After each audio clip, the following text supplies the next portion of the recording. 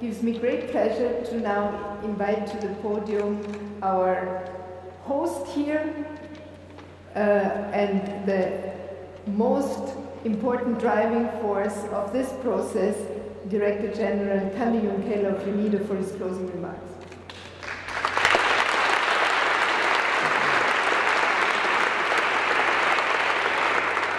Thank you very much, Irene. Thank you very much, Naki. Distinguished ministers, distinguished delegates, ladies and gentlemen, we've come to the end of an intensive 3 days of discussions.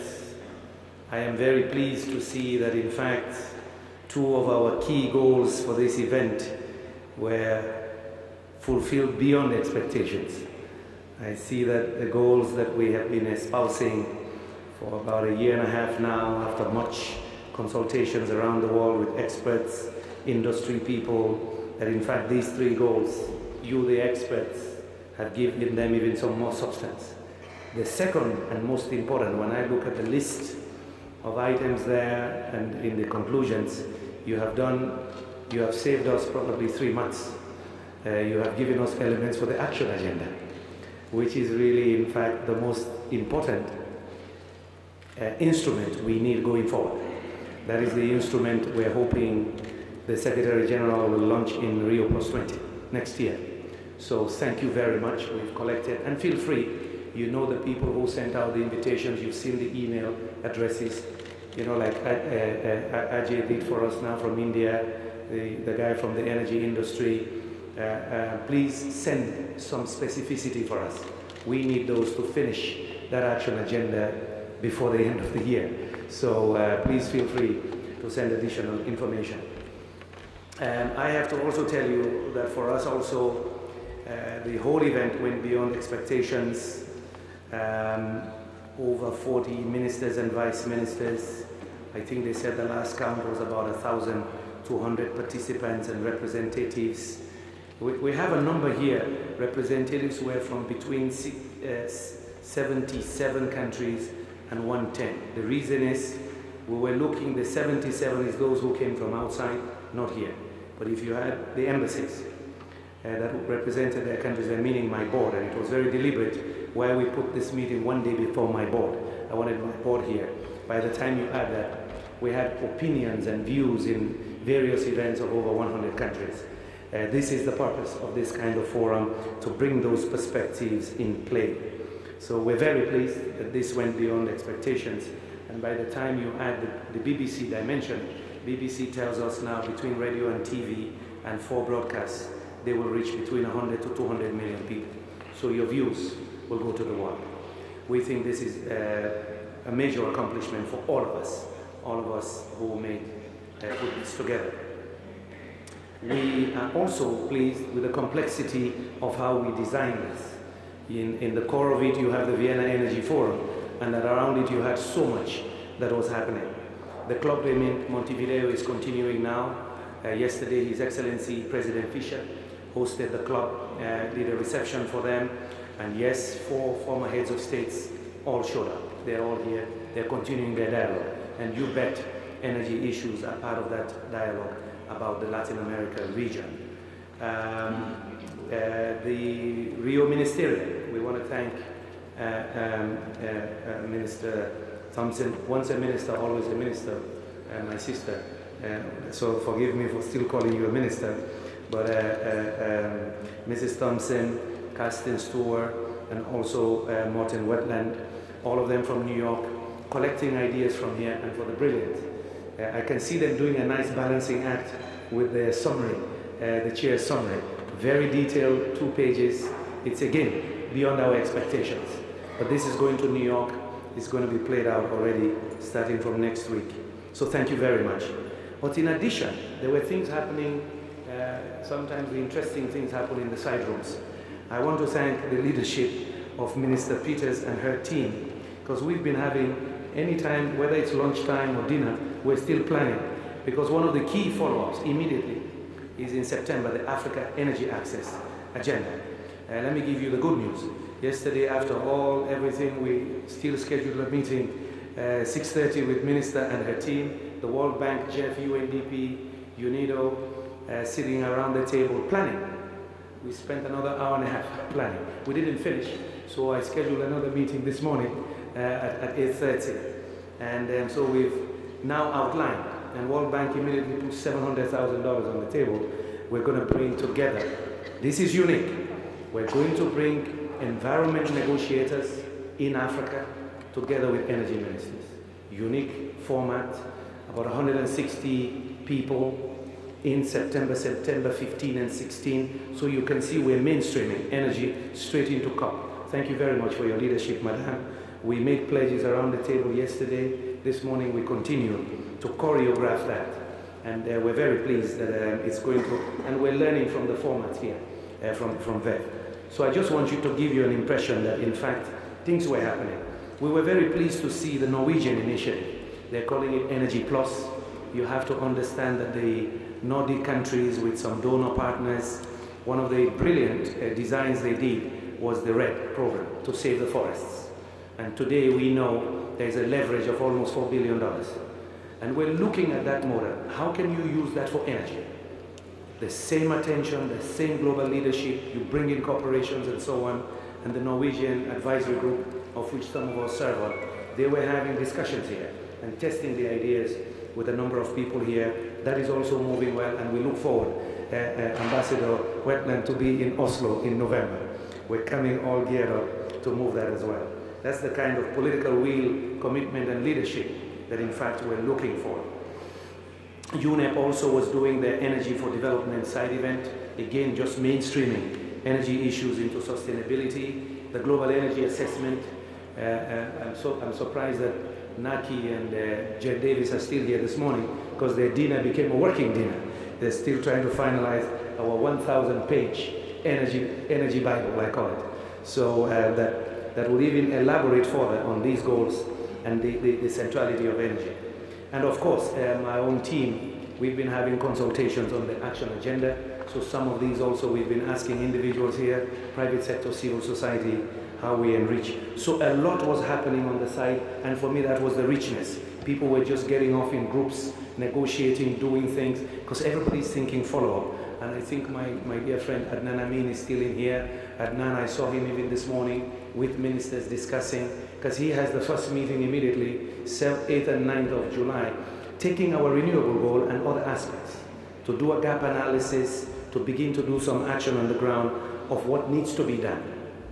So just to assure you that in fact the purposes are fulfilled. This is not just a conference for us, it's leading to something.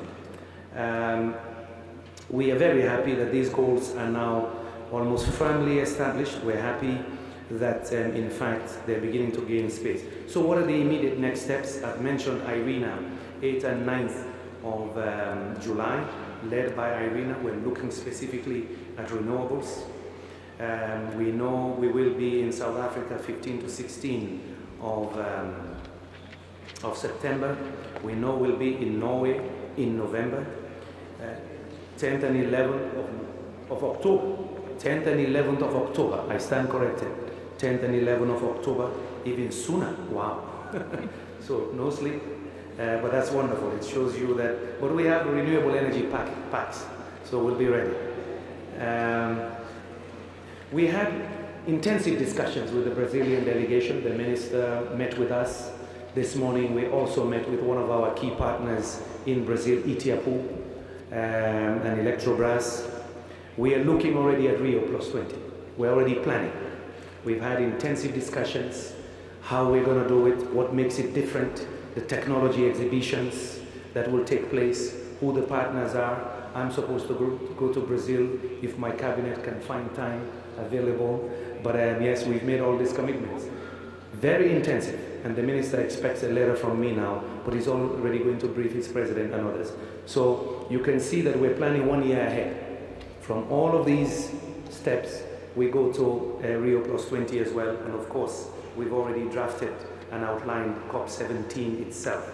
So many things are happening, but immediately for Ambassador Stuart, Naki, and myself, we already have to present all of this on the 28th next week in New York. So I hope we're still awake, but I think we have enough elements here because there is a side event in which, well, it's a central event, to which the Secretary General will be present, and many ambassadors in New York, where all these ideas we're going to present, the three of us, and also some others. It's just again preparing the ground for some of the debates hosted by the Korean permanent representative, who is also co-chair of the Rio +20 negotiations. In short, you see there's action.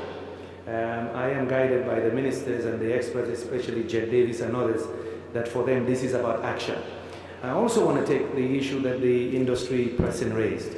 Some of you may be aware that Lord Stern has already announced 2 months ago in a briefing in Brussels that he sees a third industrial revolution. A third industrial revolution. I have just given comments to a new book that will be launched in a couple of months by Jeremy Rifkin. The title is The Third Industrial Revolution. And I think when you listen to some comments from South Africa, some comments from India, and what the industry guy said, the energy revolution is launching another industrial revolution. This is fact. If you look at the history and when you see the global energy assessment, you will see these epochs in mankind's history. What Rifkin does in his new book, he shows how energy revolutions combined with information revolution change the world. Steam and the steam presses for newspapers. He shows how electricity and internet. Now they say the green energy revolution. And so the question about freedom, my brother, Arnold Schwarzenegger raised it, but I've heard it many times. I've heard it from even President Zapatero the first time here in Vienna 2 years ago. He said decentralized energy systems empowers people. It empowers people in the sense that they have access to information. It gives them dignity and freedom that they don't wait for the grid to come. I know that for my village, that the day we have 24-hour electricity in my village, we have access to global information, internet, DSTV, satellite, and we know in Africa, with the South African revolution on DSTV, even in our villages, we can see Manchester United in a number of villages today. But we already saw it in India years ago, how the Indians use television to send information on agricultural extension, to send information on healthcare. We know today that with the digital phone in Kenya, Motorola and others are already giving farmers telephone so they can check the price in Nairobi. That's what we mean about freedom. It's not about political freedom. It's just human freedom. The freedom to be creative, to have knowledge, information, without waiting for anybody. You just click. That's the freedom that energy revolution brings. It's not politics. In our context in energy, it's about the individual dignity, access to information, and light. When you have to go to bed at 6:30 every day, your life is limited. When we provide energy, you stay at will for as long as you want. You can decide you want to use it for work, or you just use it for entertainment. That is also part of work-life balance. That's what we mean by freedom. I needed to define it because it's not politics. It's individual freedoms. And for some of us who live wonderful Vienna, or Doha, or New York, and go to our people in the village, and we also have to go to bed at 6:30 or 7. If I'm lucky as a bourgeois, I bring a generator as well. But sometimes you live like the people. That's what freedom means. It's not politics. I just wanted to underscore that as we look ahead. Well, there's a lot of thank yous here. If I give all of those thank yous, you will not leave here. We know ourselves, all of us. You know all the sponsors. I will highlight the governments here: Austria, Germany, Italy, Poland. You know all the UN agencies. Everybody who helped, all of you. The thank yous for all of you. But what I want to do, I'll ask our staff behind the scenes, the secretaries, Dimitri Piskunov, Pradeep Monga. You guys just stand up so we clap and say thanks. All of you, the interpreters, we just want to say thank you.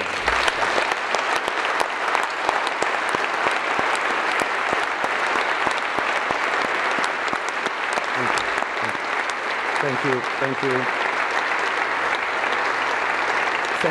Thank you very much. I want to thank Claudia Linke. I don't see her around. You see, they're still working. Monica, my own assistant, trying to keep me on track. They are all still working. Morgan Bazilian, Marina Nikopina, all of these people. You know, You see some of us on stage. To be here on time, somebody did it. You see Minister Peters here. I know she has a team of 7 people behind her in all these side meetings, keeping us on track. All of you that I don't want to name, the list is long. I just want to say thank you to everybody. We leave here better than we were 2 years ago. We leave here knowing there are many initiatives. What I will continue to do is just to bring them together. That's all we want to do. There are many governments trying to do something on this. Our hope is under the leadership of the Secretary General, we make them sing the good music. And to end in a typical Austrian fashion, we just want to be maestros. Minister Peters, myself, as the real Viennese tradition to produce very good music so people have dignity and they do have energy freedom. Thank you very much.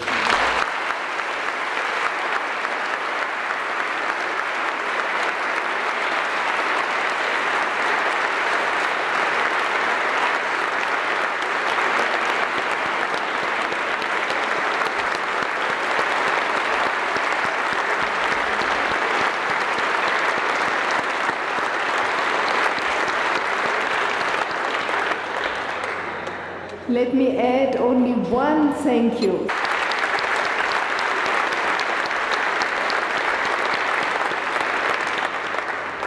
And the very last thank you.